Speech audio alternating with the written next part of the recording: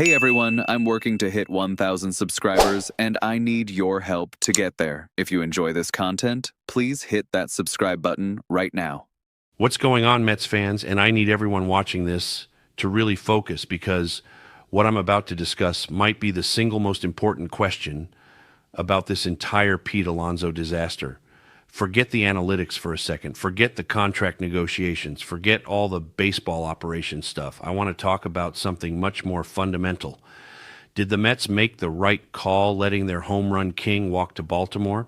Not from a spreadsheet perspective, but from a real baseball perspective. Hit that like button if you've been losing sleep over this question, and stick around, because I'm going to break down both sides of this debate and tell you exactly why I think the Mets are going to regret this decision for years to come.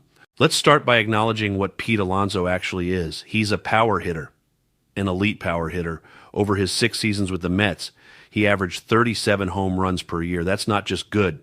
That's exceptional. That's franchise-altering production. When you have a guy who can hit 35 to 40 home runs every single season, that changes everything about your lineup. Pitchers have to approach every at-bat differently. They can't challenge him. They can't make mistakes in the zone. And that creates opportunities for everyone hitting around him. Pete also drove in an average of over 100 runs per season. He was durable, playing in at least 152 games in 4 of his 6 seasons. He showed up every single day and produced. And he did all of this in New York under the brightest spotlight in baseball, with immense pressure and expectations. A lot of players crumble in this market. Pete thrived in it. He embraced it. He became a fan favorite. He was everything you want from a franchise player. Now, the argument for letting Pete walk goes something like this. He's turning 30. Power hitters typically decline in their early 30s. The contract he got from Baltimore, 7 years and $155 million, takes him through age 36. That's a long commitment, and historically, those kinds of deals often don't work out well in the back half. The player's production drops, they get injured more frequently, and you're stuck paying them big money for declining performance. There's also the positional argument. First basemen and designated hitters are easier to replace than other positions. You're not getting defensive value. You're paying purely for offense. And in theory, offensive production can be found in multiple places. You can platoon players. You can find veterans on short-term deals. You don't necessarily need to commit 7 years and $155 million to one player at that position. Those are the arguments. And you know what? In a vacuum, if you're the Tampa Bay Rays or the Cleveland Guardians or any small market team with limited resources, maybe those arguments make sense. Maybe you can't afford to take the risk of paying a power hitter into his mid-30s. Maybe you need to allocate your limited dollars more carefully across the entire roster. But the Mets aren't the Rays. The Mets aren't the Guardians. The Mets are owned by Steve Cohen, who's worth $14 billion. And when you have unlimited resources, those small market arguments completely fall apart, because you don't have to choose. You can pay Pete Alonso and still have money for everything else. You can keep your homegrown star and add more stars around him. That's the entire point of having Steve Cohen as your owner. So let me ask you this. What's the alternative? What did letting Pete walk actually accomplish? The Mets saved some money, sure, but they didn't save that money to sign someone better. They didn't say, we're not paying Pete because we're using that money to sign Juan Soto or some other superstar. They just saved it. They made a small market decision with big market resources, which makes absolutely no sense. And what are they left with? They signed Jorge Polanco, who hit 8 home runs last season. 8.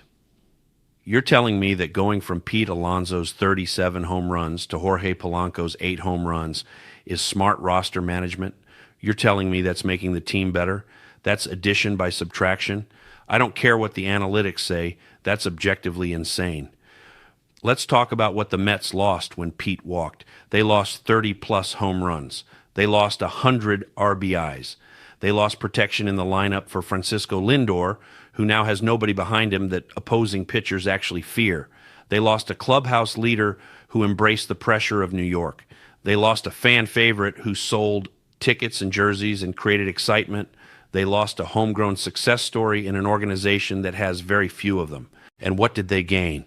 Payroll flexibility. Who cares about payroll flexibility when your owner has unlimited money? The ability to pivot to other options. What other options?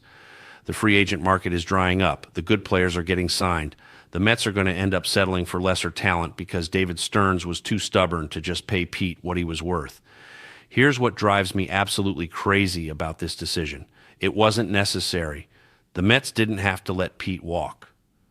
They could have kept him easily. They had the money. Steve Cohen has made it clear he's willing to spend. The only reason Pete is gone is because David Stearns decided, based on his small market analytics, that first basemen are overvalued and that the money could be better allocated elsewhere. But you know what? Sometimes the obvious move is the right move. Sometimes you don't need to get cute and try to outsmart everyone. Sometimes you just pay the guy who's been producing for you, because replacing elite production is really hard. The Dodgers understand this. They don't sit around trying to find cheaper alternatives to their star players. They just pay them and build around them. The Yankees do the same thing. Every successful organization does. But David Stearns thinks he's smarter than everyone else. He thinks he can find market inefficiencies and exploit them. He thinks he can replace Pete's production with some combination of platoon players and undervalued free agents. And maybe in Milwaukee, with limited resources, that approach works sometimes. But in New York, with unlimited resources, it's just wasteful. It's squandering your competitive advantages for no good reason. Let me also point out that Pete wanted to stay. He loved New York. He loved the fans. He built a life here. If the Mets had just made him a fair offer, if they had shown him some basic respect, he probably would have signed for a similar or even slightly lower number than what Baltimore gave him. But they didn't even try. They just ghosted him and let him walk. And now he's going to spend the next 7 years hitting home runs for someone else. Think about what the Mets are going to look like next season without Pete. They have no power in the middle of the lineup. Francisco Lindor is great, but he can't do it alone. Teams are just going to pitch around him because there's nobody behind him that they actually fear. The Mets are going to struggle to score runs. They're going to have games where they can't push across more than 2 or 3 runs. And fans are going to be sitting there watching Jorge Polanco strike out in crucial situations while Pete Alonso is mashing for the Orioles. And you know what David Stearns is going to say? He's going to say, this was the plan all along. He's going to talk about how they're building sustainable success and not mortgaging the future. He's going to use all these buzzwords that sound smart but don't actually mean anything. Because at the end of the day, the Mets are worse without Pete Alonso. Period. End of discussion. The analytics might say otherwise.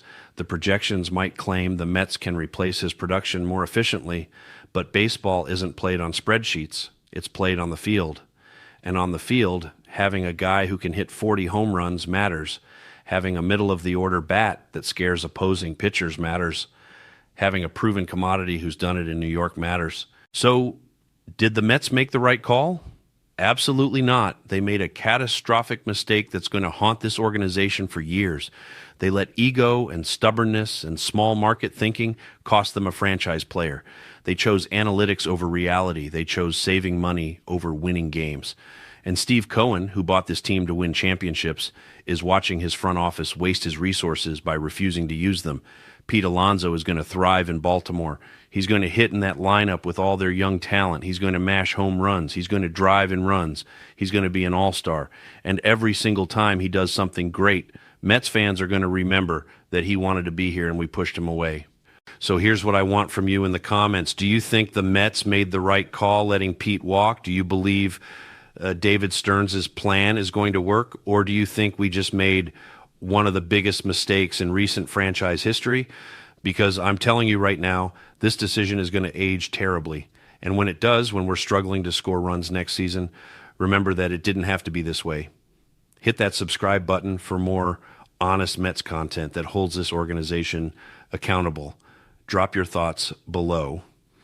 And I'll see you in the next video where we continue breaking down the disasters of this offseason.